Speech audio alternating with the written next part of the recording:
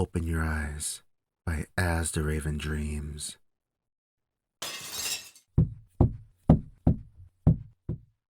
If I open my eyes, I know that everything will be back to normal. There will be nothing out of the ordinary in the room. Everything will be as it should be, and I will have no reason for me to feel fear whatsoever. In fact, I'll probably laugh at myself when I realize that everything was in my head, and I was upset for no reason whatsoever.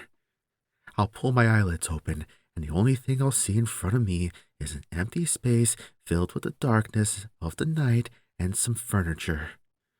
I'll see the ceiling, complete with the various dusts and cobwebs that line the corners.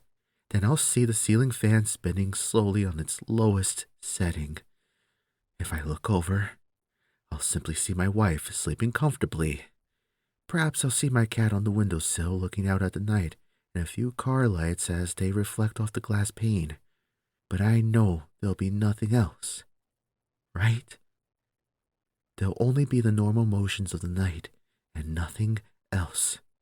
I have to tell myself that there will be nothing else.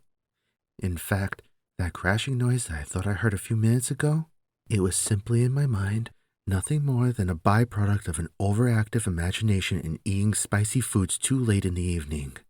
A nightmare that, in the end, will mean so very little to my life.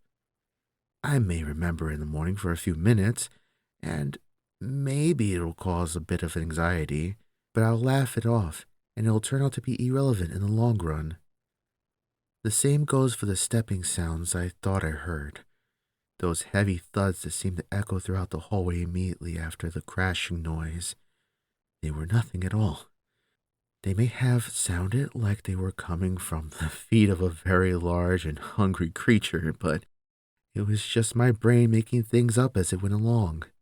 It's hilarious how we can scare ourselves with our own imaginations, huh? Then I heard the shrieking and hissing of my angry cat.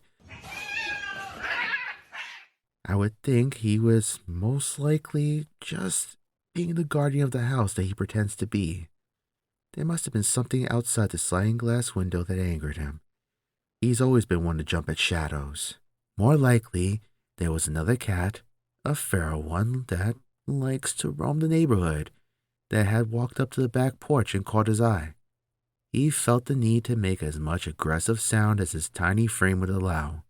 He just wants to protect his domain and his family, and I can commend him for that. Maybe in the morning I'll give him some treats for being such a good cat. Yeah, that's what I'll do.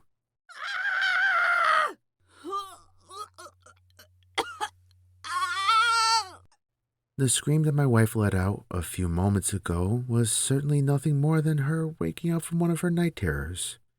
It must have been one of her more intense ones, as the scream sounded like she was in pain, and she screamed more than once. Really, though, it's not the first time she's had these overwhelming nightmares. Last week alone, she woke up twice in the middle of the night to them. Of course, those were more like gasps than screams, but that just tells me that they are, in fact, getting worse.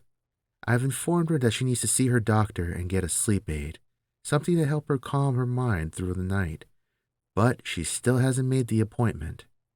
I suppose I'll have to have that conversation with her again in the morning, and hope she listens this time. She must have been struggling to get back to sleep after she woke up, because I'm thinking she must have turned the TV on to occupy her mind. I'm normally fine with this, but I wish she wouldn't choose to watch whatever gory movie was playing at the time.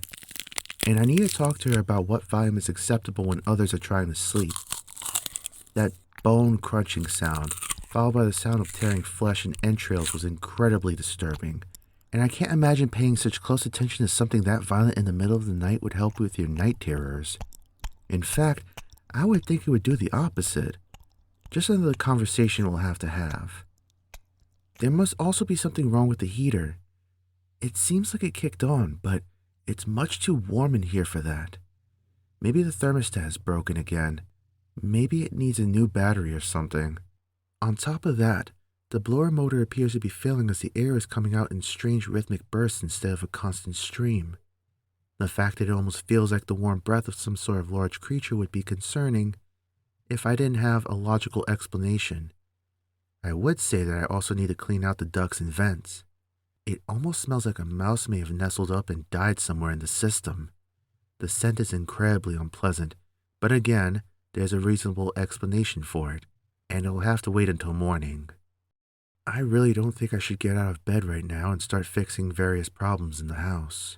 And then there's that low gargling sound that almost reminds me of a low growl.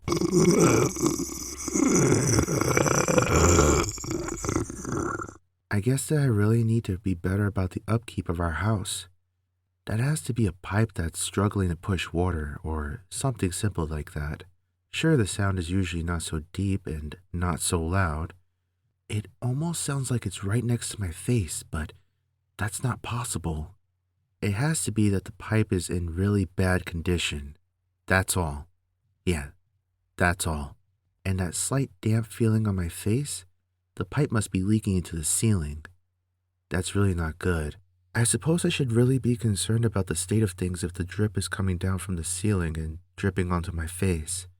The water is also warm, so at least I know which pipe it likely is. Yeah, it's just the pipes, nothing more. See, all of it makes sense. It's all rational. The sounds, the screaming, the feelings, they all have a perfectly logical and reasonable explanation to them. I just had a weird dream. The cat is overly protective. My wife needs to see her doctor about her night terrors, and I need to be better about maintaining the upkeep of our place. This is absolutely all that's happening. It all makes perfect sense, and when I open my eyes, everything will be normal, and there'll be nothing to be afraid of. I just need to open my eyes, take a deep breath, and calm down. And I'll do so as soon as I can think of a good, logical explanation for the claw that's poking at my chest.